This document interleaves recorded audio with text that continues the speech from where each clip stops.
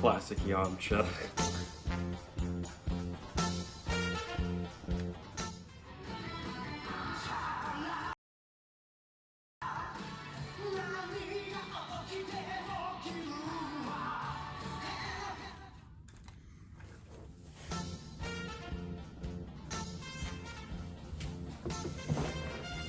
Just check YouTube, see if anything's new.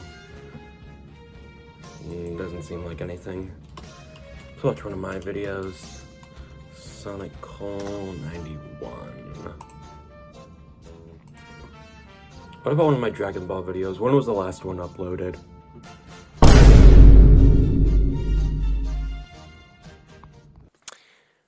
Okay, so I know it's been a while.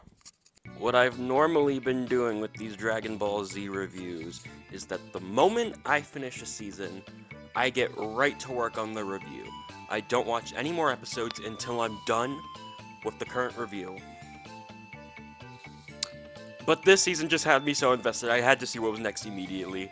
And as a little preview for my Buu Saga review, it's pretty dang good so far. Hopefully this means the Buu Saga video will come out sooner rather than later. Also, I have started reading the manga. Piccolo talks like a Shakespeare character for some reason. Here, I'll read an excerpt for you all from Piccolo. If I can find... He should be on, like, literally the first page. Where is he? So when he meets Raditz in the anime, he was like, "Who are you? You have great power," or whatever. Here we have, "And what being are you? Have you business with me? Then why do you come here? Wish you to die? Thinks he himself that powerful?" I mean, the manga's pretty cool. I've been loving it so far. Also, I've been getting more into collecting Dragon Ball. There's a little Goku and Gohan right there. I don't want to pick them up because they were a pain to set up, but I got a little future Trunks here. Also, if you couldn't tell from that video, I've been playing more Dragon Ball video games. I've been playing through Dragon Ball Z Kakarot, and not really far through it, because I really should finish the anime first, but I've also been playing Dragon Ball FighterZ, Dragon Ball Xenoverse 2, and I have this game called Dragon Ball Raging Blast 2. I don't know what it's about, though. I haven't played it. But yeah, welcome one and all to the Cell Saga review, or Dragon Ball Z Kai Season 4. I'm about to become the biggest fanboy there is in this video. This was peak television. Also, another thing that kind of got in the way of me doing this video sooner rather than later was that I did this thing where I kind of sort of graduated high school. That was cool, I guess. I put Ash Ketchum and Sonic the Hedgehog on my graduation cap. I'm not a nerd. Oh. Now, something that is a noticeable difference from the previous two reviews, you can see my face. And there's no just generic Sonic the Hedgehog gameplay playing in the background. What I'm going to be doing is, I'm going to be doing what I did for my Knuckles Show review. Go check that out. Where I just kind of sit here, talk, go kind of unscripted, and if this format doesn't work, I'll just go back to what I did with the first two reviews for the Buu Saga review, but I like what I did with the Knuckles video. I really liked my Knuckles series video, and I want to do what I did with that video for this one. So without further ado, let's get into my review of the Dragon Ball Z Cell Saga. All we have to do is go, free the soul, Dragon Soul! So as a little recap from where the last season left off. So Goku and Gohan are currently in the hyperbolic time chamber, where Goku's trying to achieve the next level of Super Saiyan, and Gohan himself is trying to become a Super Saiyan. And there was this big fight with the androids in Cell. Cell actually absorbed Android 17, putting him in this like half-perfect state. And now Android 16 and Android 18 are on the run from Cell, currently hiding out. And as of right now, it is up to Krillin to destroy Android 18 with this like device that Bulma gave him that'd be able to shut her off. Now, Krillin does something that I don't know if people give him crap for this or anything, but he doesn't destroy Android 18. He destroys the remote, and spares Android 18's life because he's a simp for her. Yeah, he's risking the fate of the world because he just has a crush on this robot. Okay, I'm kind of joking there. I actually kind of see why Krillin did this, like, sparing her life. He saw the good in her, and no one really deserves to die unless there's someone who we will get to later in this video. If you're a Dragon Ball fan, you better know who I'm talking about. So Cell is going around all these islands trying to find Android 18 so he can absorb her and become his perfect form. But Vegeta and Trunks are currently on his tail. They're fighting him, trying to stop it from happening. So Cell finds Android 18, and Vegeta and Trunks are still following him, and they obviously, or at least Trunks, is going to try and stop him from achieving his perfect form. But then Cell keeps going on about Saiyan pride and, like, how Saiyans want to fight people powerful. And Vegeta lets him get into his perfect form. If anyone should give anyone hate for whatever went down in the Cell Saga, it should be Vegeta for letting this happen. So, he absorbs Android 18, and Vegeta, rightfully so, gets his butt kicked. And then Trunks obviously gets mad, and we get this really cool fight with Cell and Trunks. And it plays this really cool vocal theme, and it was a really cool moment for me, honestly. And yeah, Trunks is one of my favorite characters now. I don't care. It may be because he's essentially Silver the Hedgehog, and that's my favorite Sonic character, but I don't know. So in the time chamber with Goku and Gohan, Goku achieves this new level of Super Saiyan. The official name is Super Saiyan 2. I'm just going to call it that from now on. I didn't know it was called that in the last video. I just called it the next level. And now Gohan is a Super Saiyan, and in order to prepare for what is coming, Goku has determined that it's actually more efficient for him to fight in the Super Saiyan 1 form, because he's very bulky when he's, like, in that, like, next level Super Saiyan 2 state. And he just sees it as way more easier for him to fight in Super Saiyan 1. And Gohan has actually become a Super Saiyan as well.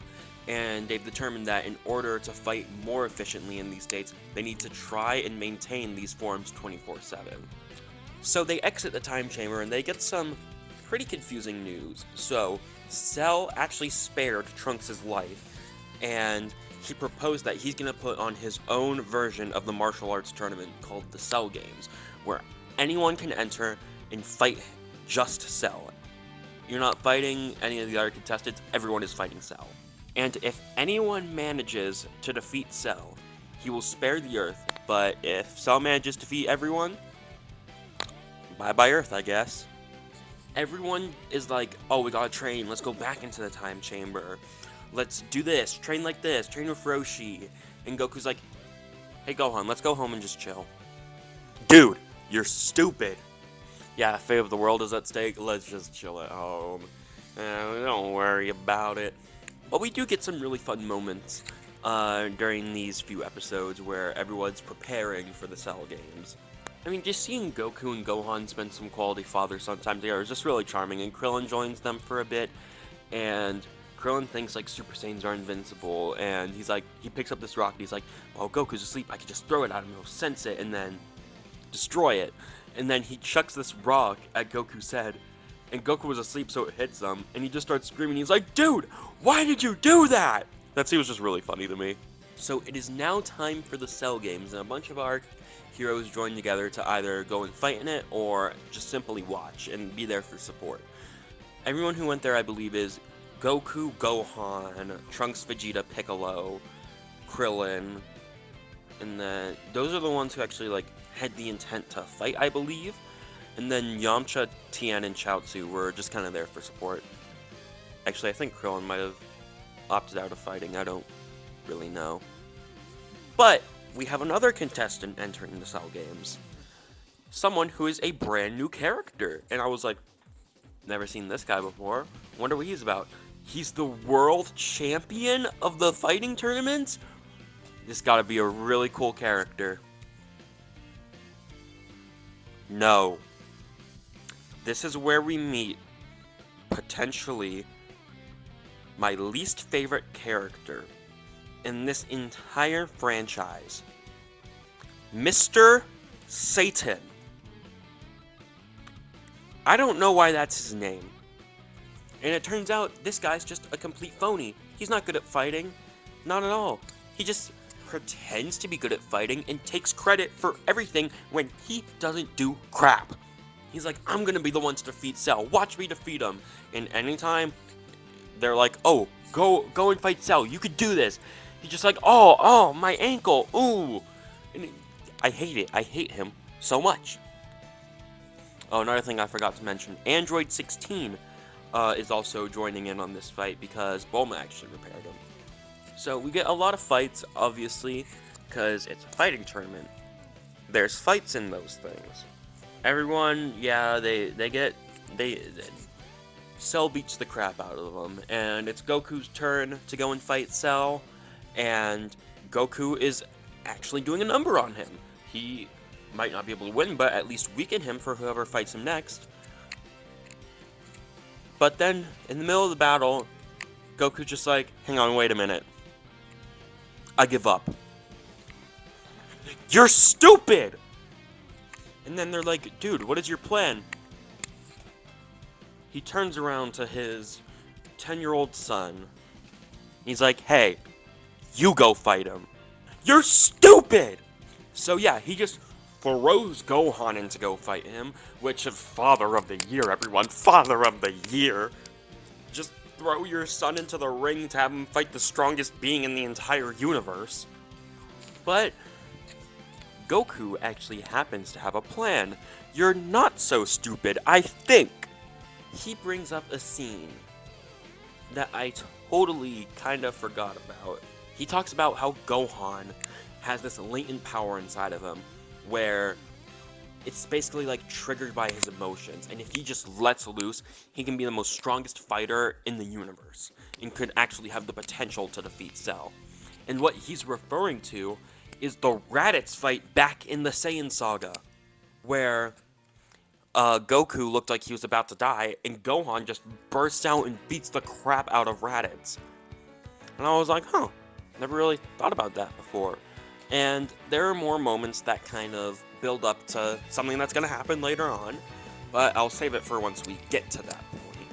So Gohan actually is, like Goku, is doing a number on Cell. He's doing pretty good in the fight, but then Cell gets the upper hand, starts beating the crap out of Gohan, and this is when Piccolo's like, Goku, you are so stupid, why did you throw your son in there? He's gonna die. And Goku actually kind of realizes, wait, this might have been a bad idea. You think? And then Mr. Satan did something useful. So when Android 16 fought Cell, he got destroyed, but his head came off, but since he's a robot, his head is still, like, functioning. Everything's just in his head. And Android 16, his head lands near Mr. Satan, and he's saying that he has something to say to Gohan. So Mr. Satan throws Android 16's head to Gohan as Gohan is about to lose.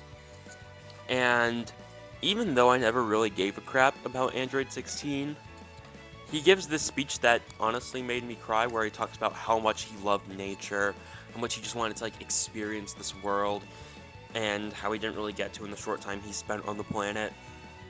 And then Cell kills him, and I honestly felt really sad. But this was the turning point for Gohan. Gohan snaps and unleashes his full power, unlocking his Super Saiyan 2 form. And the build-up to this was actually insane. From what I said during his, like, outburst during the Raditz fight, to when they were on Namek, where him and Krillin saw that village getting destroyed, and how Frieza's forces were, like, terrorizing Dende. How just he acted completely on instinct, based off his anger, rushed in and, like, beat the crap out of those Frieza Force soldiers and saved Dende. Like, there's no way that this wasn't planned out from the beginning, because the build-up, as I said, was actually insane. It's one of the very few things in Dragon Ball where this storyline progresses throughout all the different sagas, and not just through one. And dude, oh my god, this fight is the coolest thing that I have ever seen. And I say that a lot about Dragon Ball, but this is probably the coolest fight I've just seen ever. And Gohan literally beats the crap out of Cell. He's about to win, and Cell literally vomits out Android 18 in a very disturbing scene. I wish I could unsee this. And he's back to his half-perfect form. And like, oh my god, they're about to win. Until Cell reveals he has a self-destruct feature that's about to blow up the entire planet. So everyone's like, what are we gonna do? We can't stop this. But here's the thing. So Goku sacrifices himself and uses instant transmission to take Cell to King Kai's planet, and it blows up there, and it doesn't have an effect on King Kai, because he's already dead. Now I'm sure you're thinking, the Dragon Balls are gone because Piccolo fused with Kami. How could they bring him back? Goku planned ahead of time. Knowing how powerful Cell was, he thought someone was going to die during the Cell games. So, he goes to Namek to find a new Namekian to create new Dragon Balls.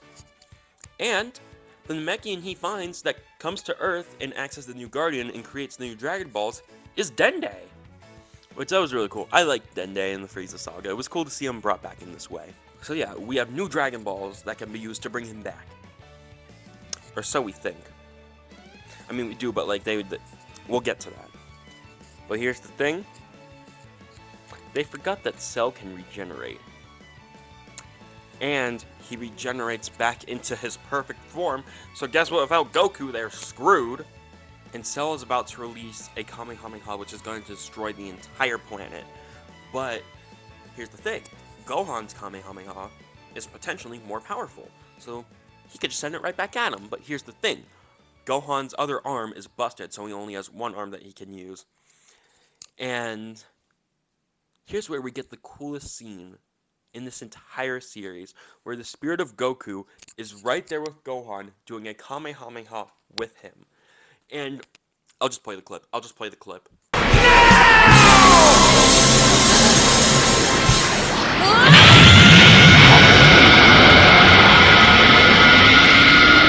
That's cool. That's so cool. Also, Cell kinda killed Trunks during this fight. But we got the Dragon Balls. So yeah, Cell is finally defeated. And they go to the lookout because the Dragon Balls are gathered there, and they're like, alright, let's bring Trunks and Goku back.